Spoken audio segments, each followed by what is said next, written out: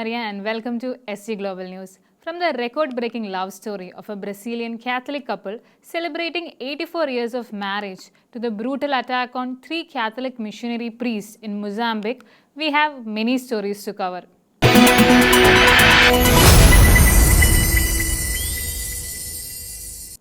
84 years of marriage may sound impossible, right? But this Catholic couple in Brazil is breaking records by celebrating an incredible 84 years together.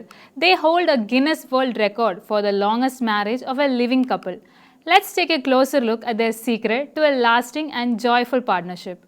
A Catholic couple in Brazil is celebrating 84 years of marriage. 105-year-old Manuel Angelim Dino and 101-year-old Maria de Souza Dino, who were married in November 1940, hold the Guinness record for the longest marriage for a living couple. Long Quest, a site that tracks the lives of centenarians, posted pictures of the couple on Instagram. Manuel and Maria first met around 1936 while working in agriculture. However, a chance encounter again a few years later led to marriage, with the ceremony taking place at the chapel of Boa Ventura in Ceará, Brazil. The couple worked together, cultivating their land, and were blessed with 13 children, of whom 9 are still living. They have 55 grandchildren, 60 great-grandchildren, and 14 great-great-grandchildren. The couple still spends time together, nurturing their faith. They regularly listen to rosary prayer on the radio and attend televised daily mass. According to Maria, their only secret to a long and happy marriage is love.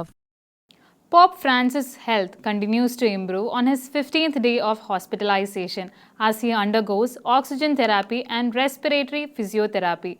Despite his condition, he remains engaged in prayer, work, and receiving the Eucharist at Gemelli Hospital. However, due to the complexity of his illness, doctors have not given the prognosis, and the Vatican has cancelled the upcoming Jubilee audience. On his 15th day of hospitalization, Pope Francis's health continued to show improvement. In a press communique, the Vatican reported that the Holy Father alternated between high-flow oxygen therapy and the use of a Venti mask.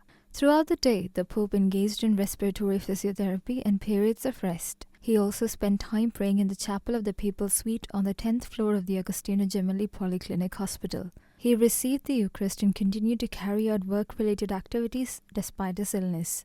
Due to the complexity of his clinical condition, doctors have not yet provided a prognosis. The Vatican also announced a cancellation of the Jubilee audience, originally scheduled for Saturday, March 1st.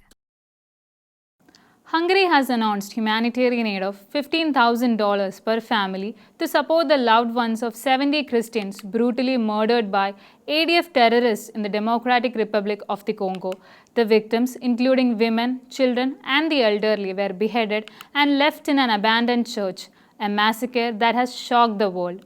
Hungary's State Secretariat for the Aid of Persecuted Christians is delivering the aid through a humanitarian organization while urging efforts to stabilize the region and protect the vulnerable communities.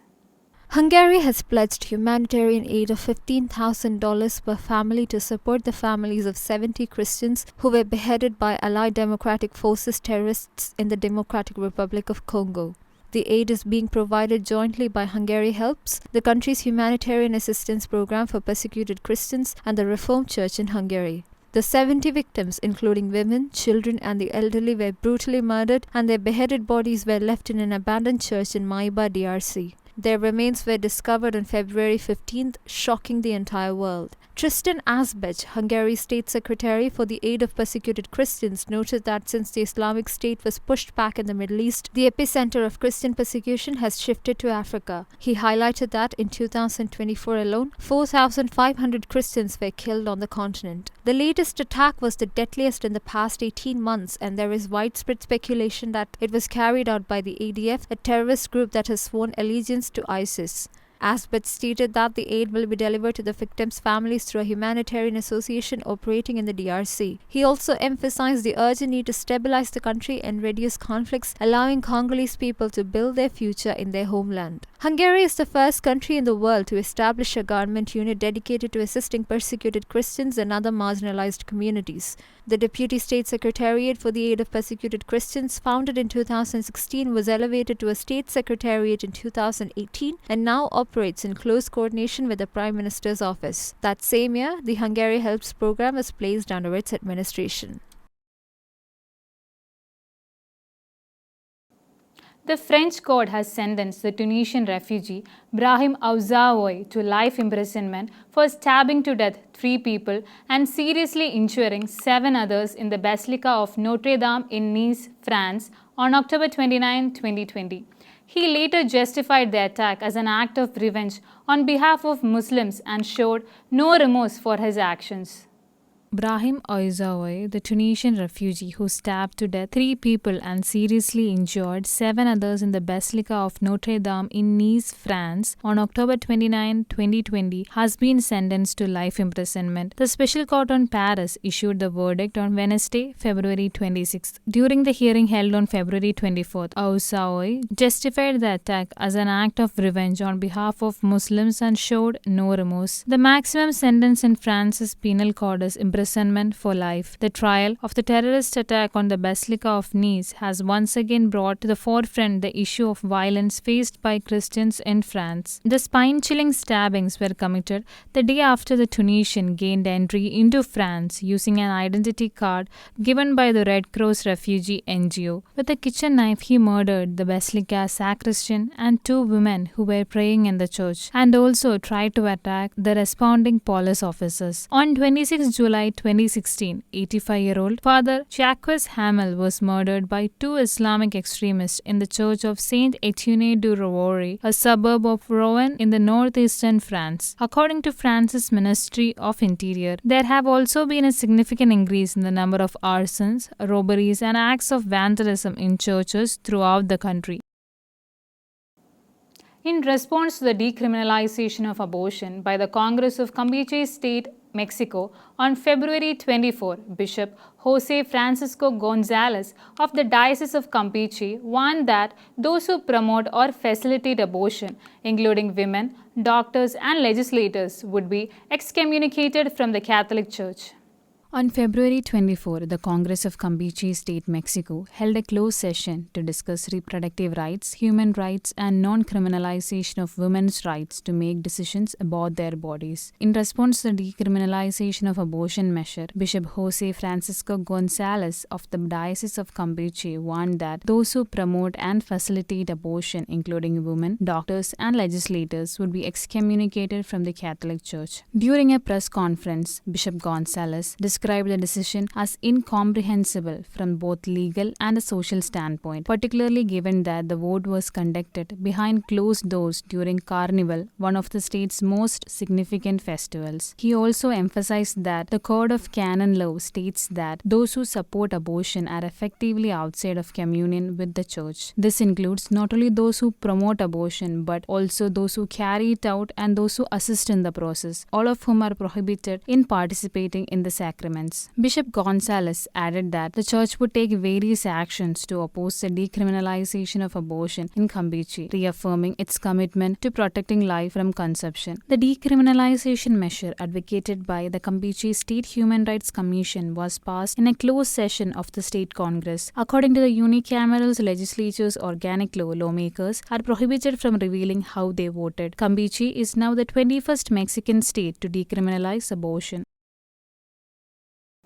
David Solomon, a champion of Catholic identity at the University of Notre Dame, passed away just months after converting to Catholicism.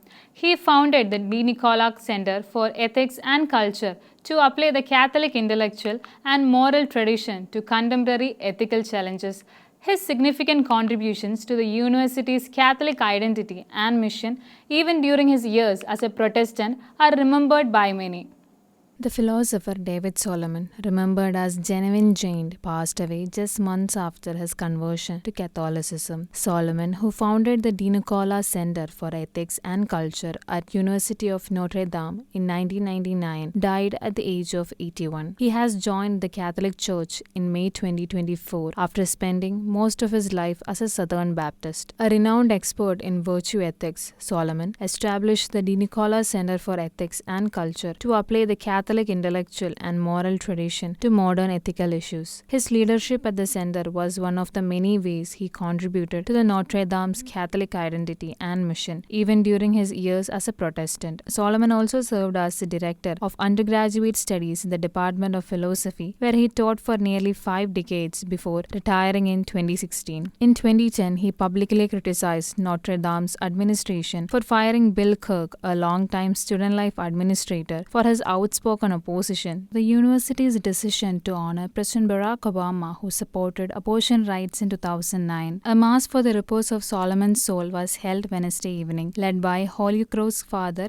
Bill Daly, a Notre Dame law professor and one of Solomon's former students. His funeral mass will take place at the Basilica of the Sacred Heart on Friday, March 7th.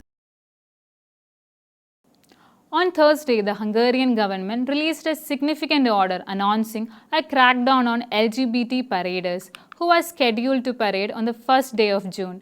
In the press release, the government emphasized possible child exploitations and traffic disruptions as the reasons behind the clampdown. In a bid to prevent the exploitation of children, the Hungarian government plans to crack down on the country's annual Pride ceremony, which is scheduled to take place in June of this year. In a press release signed by the Chief of Staff for Hungary's Prime Minister Viktor Orban, the government outlines its plan to conduct constant background checks on various organizers of the event before approving their request to hold a Pride rally. Local media report that the decision to implement background checks is based on reports that children who took part in previous Pride rallies had been smuggled from war-torn regions by LGBT groups to the country to be kept as showpieces during the rally. Another reason cited in the press release is that the Pride rally has for years dominated the country's public space and has caused disturbances for commuters who travel through the route the Pride rally is scheduled to follow.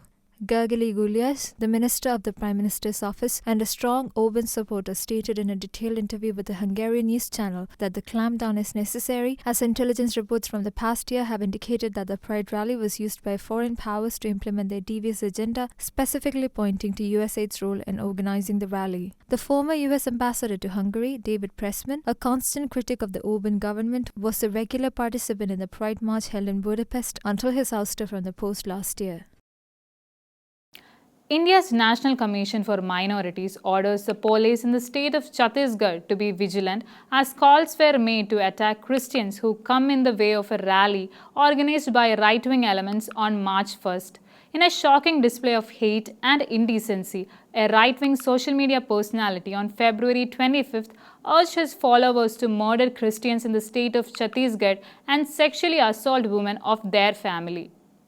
In a chilling display of hate and bigotry, a right-wing fringe element calls for breaking into houses and killing Christians in the Indian state of Chhattisgarh on March 1st. Adesh Soni, a social media influencer who gained notoriety for posting inflammatory content against Christians, urged his followers during an open event to organize a rally in the northern region on March 1st and to murder every Christian man they encounter during the rally and sexually assault their female family members. After the disturbing call, various Christian organizations and secular bodies called for swift action against Soni. On February 25th, A.C. Michael, a local Catholic leader, approached the National Commission for Minorities, a quasi-judicial body that oversees the welfare of minorities, regarding Soni's threats and the police's inaction against fringe elements. In an interview with UCA News, Michael said that the commission had promised to ask the state government to increase security in Christian-dominated villages. Commission members also ordered the state police to investigate Soni's call. India has witnessed a stark increase in violence against the country's Christian community since 2014. International Christian organizations have also raised concerns about the impunity enjoyed by right-wing elements who target the country's Christian minority, as state authorities often side with them, falsely arresting victims instead of transgressors.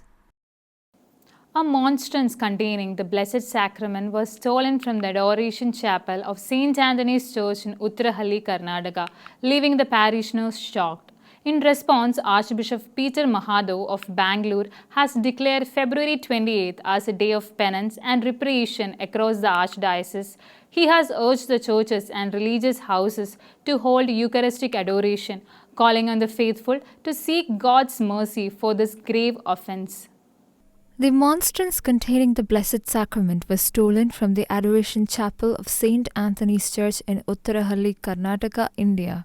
Parishioners were shocked to find the chapel empty on Wednesday morning. Despite filing a police complaint, law enforcement has yet to trace the stolen monstrance or the consecrated host. The faithful of the Archdiocese of Bangalore fear that the Holy Eucharist may have been desecrated. In response to this grave act, the Archbishop of Bangalore, Most Reverend Dr. Peter Machado, has decreed that February 28th be observed throughout the Archdiocese as a day of penance and reparation. He has urged all churches and religious houses where the Blessed Sacrament is reserved to conduct an hour of Eucharistic adoration. Additionally, he has directed the deans of the Archdiocese to ensure that their respective deaneries observe this day with solemnity. In an urgent message, the Archbishop called on the faithful to seek God's mercy and offer acts of reparation for this grievous offense against the Holy Eucharist. 3 Catholic missionary priests in Mozambique were brutally attacked by armed men in Nazare Training Center in the Archdiocese of Beira on February 23. The priests, including Father Timothy Bationo of Burkina Faso, were tied up, assaulted, and left injured, but are now recovering. This attack comes amid growing Christian persecution in Mozambique, fueled by extremist violence and ongoing conflict. 3 Catholic missionary priests serving at Nazare Training Center in the Archdiocese of Beira in Mozambique were attacked by armed men on Sunday, February 23rd. According to a report by ACN, at 1 in the morning, Father Timothy Bationo, Father Valerie, and Friar Bonaventura were tied up by the robbers and violently assaulted. The missionaries are now out of danger and recovering from physical injuries and shock. The bandits' identity and theft details are yet to be known. The Conference of Religious Institutes of Mozambique has appealed for prayers for peace in the country. One of the victims, Father Timothy Bationo, who is a native of Burkina Faso, is the Episcopal Vicar for Consecrated Life of the Archdiocese of Beira and is responsible for the Nazare Training Center. The training center provides formation programs for youth, catechists, and missionaries. According to Open Doors, the rise of Islamic extremism and the ongoing conflict between government forces and jihadist groups like Daesh have intensified Christian persecution in Mozambique. In 2024, extremists launched a campaign targeting Christians called Kill Them Wherever You Find Them. That's all for today. Until we meet again, God bless and thank you.